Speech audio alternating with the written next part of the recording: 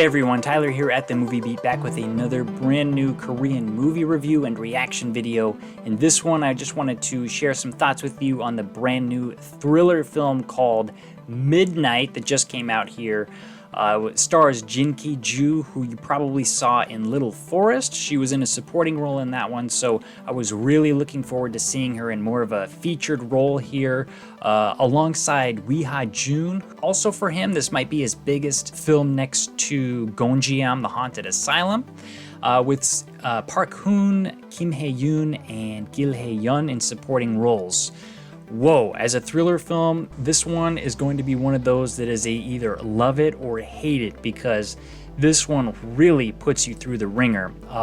Stress levels were extremely high in this one, so don't do what I did and see this one right next to the one that I saw last week, Hard Hit, unless you are in super great health, because I think you might risk having a heart attack.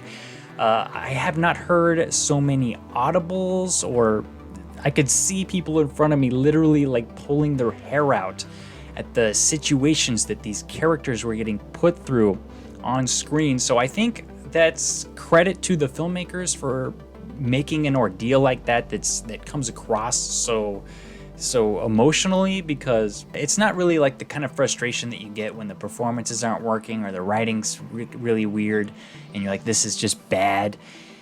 This is very much intended high stress situations through the writing and what these characters are going through, what the main bad guy is getting away with in front of you. You really want to just reach out. You want to not only just punch him in the face, but you want to intervene. You want to say something, because the main characters can't.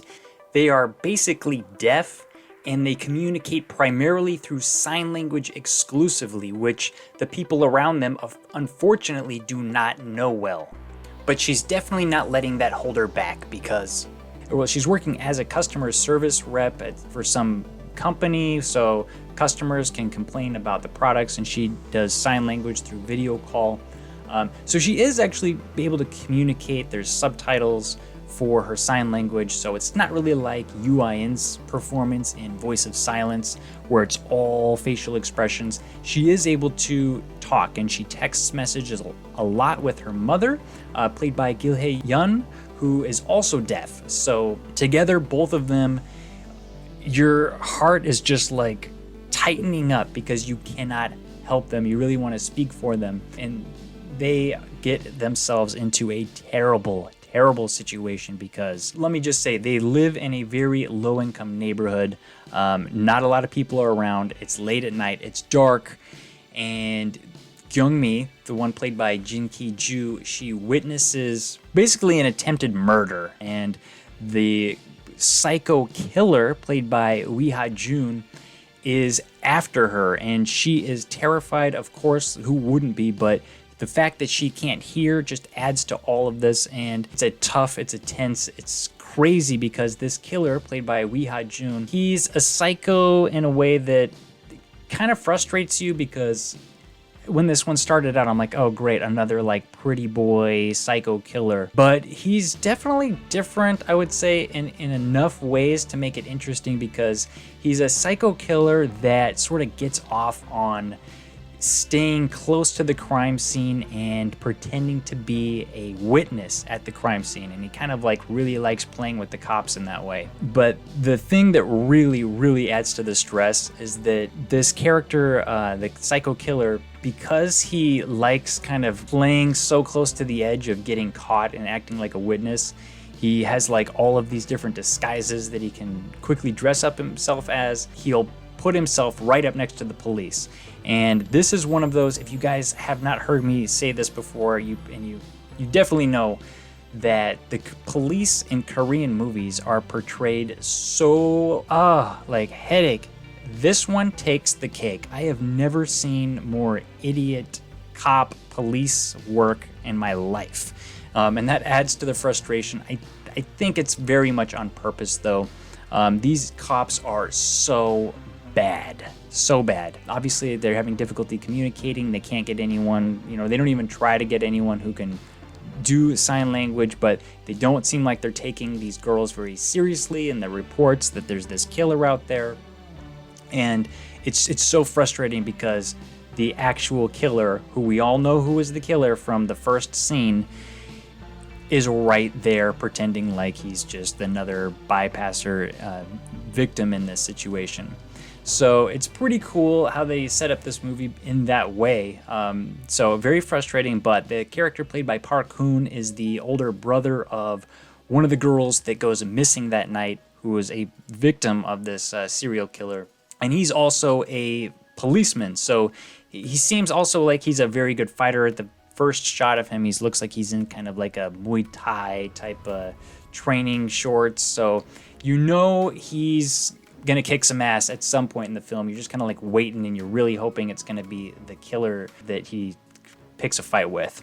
So there are just some intense situations in this film. It definitely picked up more towards the end, because as this one started out, there were some weird attempts at humor that I thought were not working, and I was like, this one's not gonna go well. And then I'm like, oh, it's one of those movies that is just purposely trying to push the audience's buttons and what you can tolerate seeing on screen. So people either love it or hate it, like I said. So I think it ends actually pretty strongly, and kind of like the Hard Hit, it has more of that family aspect to some of the drama that's put in the film, because like I said, this one is very much about the mother and daughter just trying to stay alive through the night and protect each other, as well as the older brother, the policeman, who's trying to protect his, or at least find his missing sister. So there's a kind of a cool family aspect to the drama, to the terror, that's pretty awesome. I think Korean films do that really well. Music is pretty good. It was tense, you guys. It was tense. One of the most interesting things I felt about this film was how it used the main character's inability to hear to heighten a lot of the tension that this film was able to portray. Like, they have these different types of devices that, for instance, in Youngmi's car, there's a thing that kind of shows approaching speed. It's a light meter that kind of lights up really fast, so she knows something's coming, but she doesn't really know where.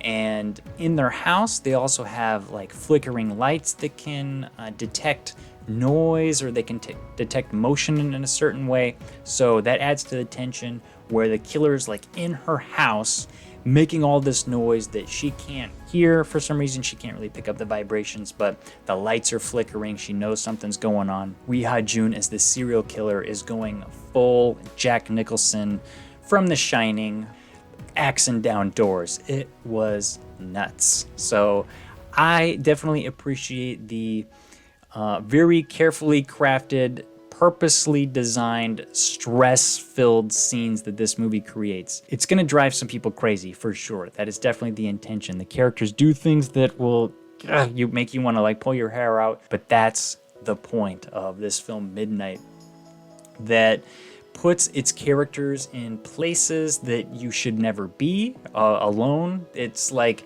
every character is in the worst place you can ever imagine being alone, like especially as a female. From the first shot, you're like, what are you doing out there? But you gotta also keep in mind that this film takes place in a very low-income neighborhood. So maybe you can imagine the poor family in Parasite. It's like all through the midnight of their neighborhood. So not a lot of people outside. Everybody's either sound asleep, the shops are closed, and it might take a while for the cops to get to where you're at.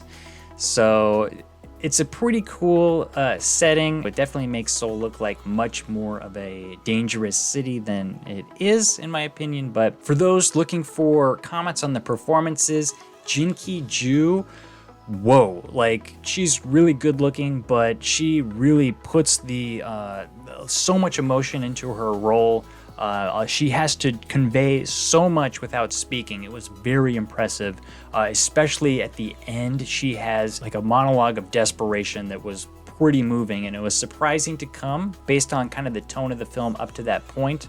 As well as Ha-joon, who I thought, oh my god, just another pretty boy serial killer. he really gets into the role, and he really became a guy who I wanted to also get in there. I hated him so much that is the sign of a great performance, like to make a character that you dislike so much. Also, the role required him, because the killer was so crazy, he had to pretend that he was these other characters to get away from the crime. And so his personality would change on a dime, whether or not he would change his costume and pretend he's like a passing by businessman. He would always play the victim when he was at risk of getting caught. So he was really good. Park Hoon as well, the older brother, the policeman who was desperate after his daughter. I really liked his character, even though he does a couple things that I'm like, oh, God, why did you do that? The mother, played by Hae-yeon, was excellent as well. And Kim Hae-yoon, who we don't get to see a lot because she is kind of being, well, she's in a very tough situation, but she was great. I think everyone who likes these actors are definitely going to be a fan of this film. So it's one that really kind of put me and a lot of people on edge. So I'm going to rate this one a 7.5 out of 10. I know that's going to be controversial to a lot of people out there, but this is kind of why I watch movies. I want to feel something even if it's not good. So that one is Midnight. Very impressed with it overall. Check it out. It's stressful, but it's fun. It's fun stress, in my opinion. So let me know what you guys think of Midnight when you do finally get a chance to see it. Please comment below. Remember, if you like these videos, please like and subscribe. Until next time, I'm Tyler at The Movie Beat. Keep watching movies.